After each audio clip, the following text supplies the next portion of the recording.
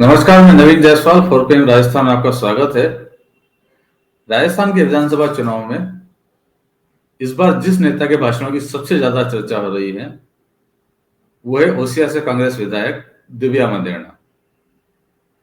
पश्चिमी राजस्थान में जाटों के दिग्गज नेता परसराम मदेरणा की विरासत संभाल रही उनकी वारिस दिव्या मदेरणा के भाषण जबरदस्त जोशीले होते हैं, चुनौती भरे अंदाज में होते हैं, फायर ब्रांड भाषण उनके होते हैं।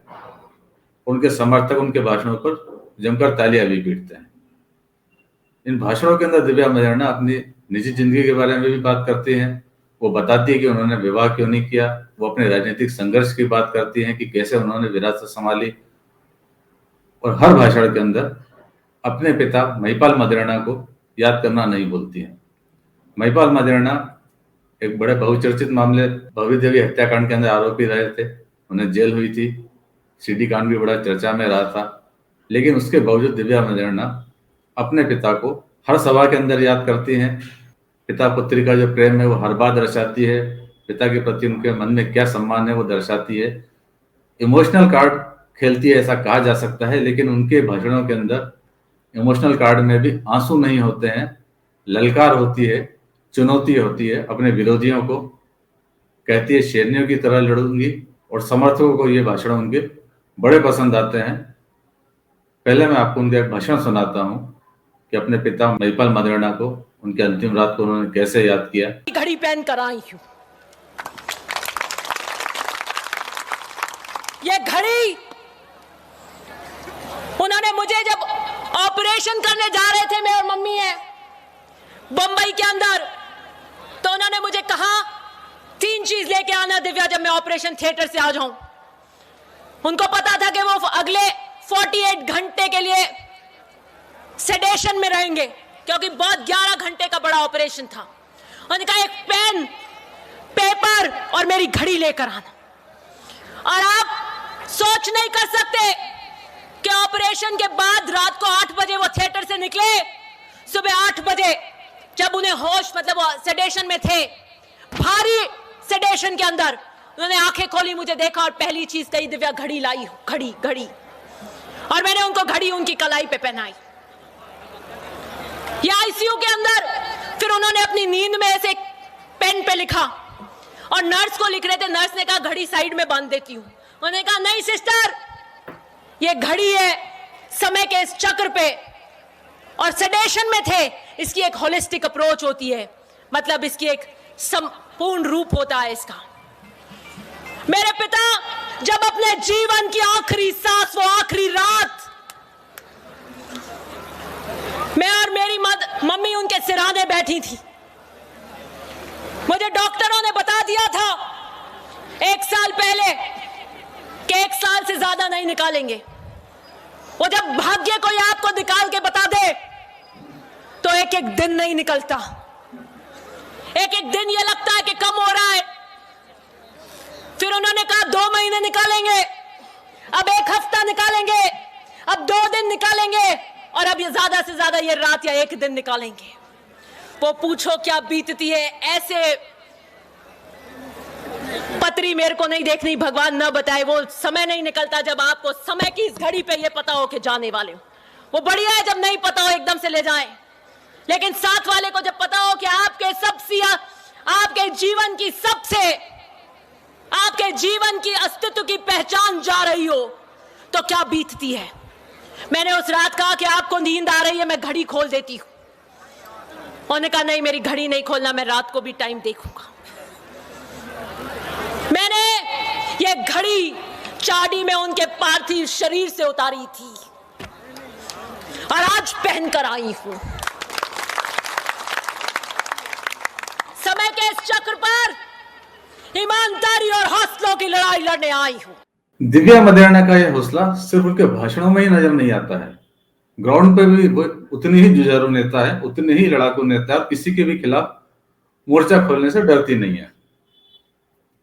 जब कांग्रेस के अंदर सचिन पायलट और गहलोत का संकट चला, कई आला कमान के खिलाफ खड़े हुए नजर आ रहे थे अशोक गहलोत, तब दिव्या मदेरणा ने एक नया मोर्चा खोल दिया था आला कमान के पक्ष में। जब राजस्थान के कांग्रेस के विधायक खामोश थे, तब दिव्या मदेरणा लगातार ट्वीट कर रही थी और याद दिला रही थी गांधी परिवार के प्रति अपनी प्रतिबद्धता की। मुख्यमंत्री अशोक गहलोत के खिलाफ मोर्चा वो खोल चुकी हैं। राहुल गांधी की जब भारत जोड़ो यात्रा राजस्थान से गुजरी तो लगातार उनके साथ थी, और आज पश्चिमी राजस्थान के अंदर मदेरणा परिवार की विरासत को बचाने में, परसाम मदेरणा की विरासत को बचाने में लगी हुई है। आरएलपी के नेता हनुमान बेनीवाल से उनकी बड़ी रंजिश है, दोनों एक दूसरे के खिलाफ कई भाषण दे चुके हैं। हनुमान बेनीवाल उनके व्यक्तिगत जीवन पर भी कमेंट्स कर चुके हैं, उसका भी उन्होंने उसी तरह बड़े चुनौती भरे अंदाजों में जवाब दिया था। और इस बार ओसिया से, जहां से वो लड़ रही हैं, बीजेपी से उनके खिलाफ भेरा राम सियोल कैंडिडेट है, जो पिछली बार भी उनके खिलाफ लड़ चुके हैं और हारे थे। ओसिया सीट से इससे पहले दिव्या की मां लीला मदेरणा चुनाव लड़ चुकी है और वो एक बार हार चुकी हैं। उससे पहले उनके पिता महिपाल मदेरणा चुनाव लड़के जीत चुके हैं। इस बार विरासत की जिम्मेदारी फिर दिव्या मदेरणा के पास है। परसाम मदेरणा जो उनके दादा हैं, भोपालगढ़ सीट से लगातार चुने जाते रहे हैं। 7 बार चुनाव लड़ा, 4 बार वो चुने गए, उस सीट से महिपाल मदेरणा भी चुने गए। उसके बाद ओसिया से लगातार मदेरणा परिवार इस विरासत को बचाने में लगा हुआ है। हनुमान बेनीवाल किसी भी तरह उन्हें हराना चाहते हैं, इसीलिए इस बार अपना गढ़ होते हुए भी उस इलाके में जहां पे आरएलपी का सबसे ज्यादा वर्चस्व है, ओसिया सीट से हनुमान बेनीवाल ने कोई कैंडिडेट खड़ा नहीं किया दिव्या मदेरणा के खिलाफ। शायद उन्हें डर है कि दिव्या मदेरणा के विरोधी वोट बढ़ जाएंगे, तो उन्हें बेहतर यह लगता है कि बीजेपी के प्रत्याशी को भले ही उनके वोट चले जाए, हनुमान के समर्थकों के, और दिव्या का रास्ता शायद रोकने में सफल हो जाए। उधर बाड़मेर की शिव सीट पर बड़ा दिलचस्प मुकाबला है। शायद राजस्थान की सबसे हॉट सीट होगी, जहां पर 5 कोणीय मुकाबला है और 5 प्रत्याशी दमदार हैं, कुछ छोटे मोटे नाम नहीं है। कांग्रेस से अमीन खान फिर से मैदान में है, तो उनके सामने भाजपा ने स्वरूप सिंह खारा को उतारा है। दोनों ही पार्टी से टिकट चाहने वाले बगावत को उतारा है। पूर्व विधायक जालन सिंह रावलोत आरएलपी से टिकट लिया है उन्होंने, और वो मैदान में है। तो बीजेपी के बागी रविंद्र सिंह भाटी, जिन्होंने कुछ दिन पहले बीजेपी ज्वाइन की थी लेकिन उन्हें टिकट नहीं मिला, तो वो भी बगावत करके खड़े हो गए हैं। बड़ी संख्या में युवा उनके साथ में हैं। और कांग्रेस के बाड़मेर के जिला अध्यक्ष फतेह खान, वो भी बगावत पर उतरा है और मैदान में उतरा है। अभी 2 बागी के साथ में कुल 5 प्रत्याशियों के बीच मुकाबला है, और इससे अमीन खान इतने परेशान हो गए, उन्हें लग रहा है कि बीजेपी से ज्यादा चुनौती तो उनके लिए बागी से होगी। तो उन्होंने अपील कर डाली कि भले ही वोट बीजेपी को दे देना, लेकिन किसी बागी को मत देना।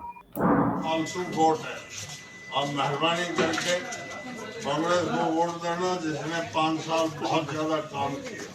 अगर कांग्रेस को पसंद नहीं करो तो बीजेपी को दे देना। निर्दलीय फिरदलीय कुछ नहीं उठते। धन्यवाद। तो इस वीडियो में इतना ही। आप लोग 4PM राजस्थान को लगातार देख रहे हैं, लेकिन जिन्होंने अभी तक इसको सब्सक्राइब नहीं किया है वो इसको सब्सक्राइब जरूर कर लें, ताकि हमारा उत्साह बना रहे। और इस वीडियो के लिंक को भी ज्यादा शेयर जरूर करें, ताकि हमारी खबरें लोगों तक पहुंचती रहे। नमस्कार।